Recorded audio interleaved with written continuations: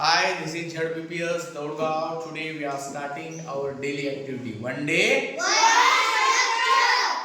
we have taken the challenge of 100 days, 100 structure, and today is day 56. 56वा दिवस आहे.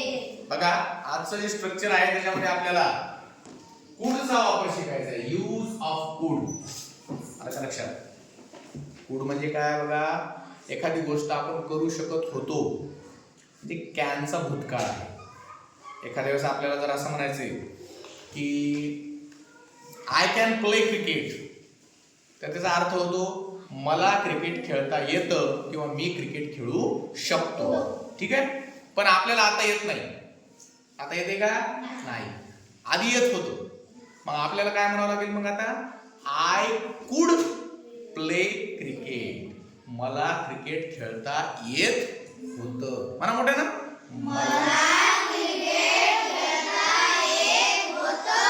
आपल्याला जी गोष्ट करता येत होती आधी त्या गोष्टीविषयी आपल्याला सांगण्यासाठी कुडचा वापर करायचा आहे. लक्षात आलं का? समजलं का? आता याचं स्ट्रक्चर असणार आहे बघा, S plus could plus V1 plus O. आता याच्यामध्ये सब्जेक्ट जे आहेत आपले नेहमीचे जे I, we, they, you, he, she, it, नाव.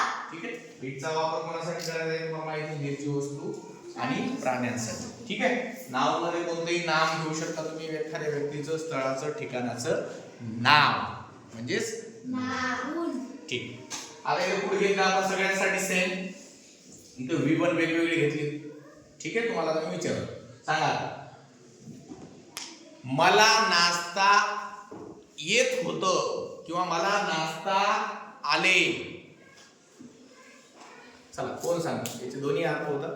हा सांग. I could dance. I could dance. सांगा बरं, त्याला नाचता येत होतं. त्याला नाचता येत होतं. ते कुड नाही, त्याला he could dance. He could dance. सांगा माझ्या बहिणीला नाचता येत होतं. माय सिस्टर कुड डान्स. माय सिस्टर कुड डान्स. आता पुढे घेऊया आपण रीड. रीड म्हणजे वाचणे.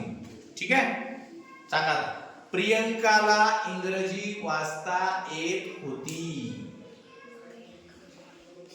प्रियंकाला इंग्रजी वाचता येत होती. सांगा प्रियंका कुड रीड इंग्लिश. प्रियंका कुड रीड इंग्लिश. आता सांगा माझ्या भावाला मराठी वाचता येत होती. सांगा तुम्ही. माय ब्रदर कुड रीड मराठी. शाबास, माय ब्रदर कुड रीड मराठी. आता घेऊया आपण कुक. हा, त्यांना स्वयंपाक करता येत होता. कोण सांग? त्यांना स्वयंपाक करता येत होता. सांगा मोठ्या सांगा. They could cook. हा, प्रियंका तुम्ही सांगा. उभे राहा. सांगा तेजस्विनीला स्वयंपाक करता येत होता. मोठ्या सांगा. तेजस्विनी कुड कुक. शाबास, तेजस्विनी कुड कुक. आता आपण घेऊया प्ले. हा, सांगा आम्हाला व्हॉलीबॉल खेळता येत होता किंवा आम्ही व्हॉलीबॉल खेळू शकत होतो. कोण सांग? हा, माऊली सांगा. वी कुड प्ले व्हॉलीबॉल. वी कुड प्ले व्हॉलीबॉल. ठीक आहे, चला आता हे घेऊया जंप हाय.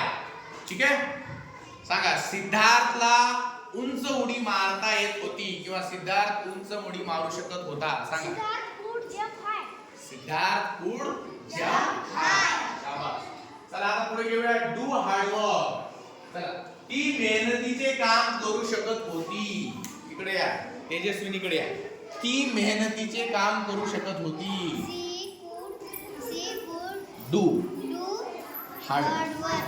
मोठ्या सांगा. सी कुड डू हार्ड वर्क. शी कुड डू हार्ड वर्क. ती मेहनतीचं काम करू शकत होती. तुम्ही सांगा मी मेहनतीचं काम करू शकत होतो.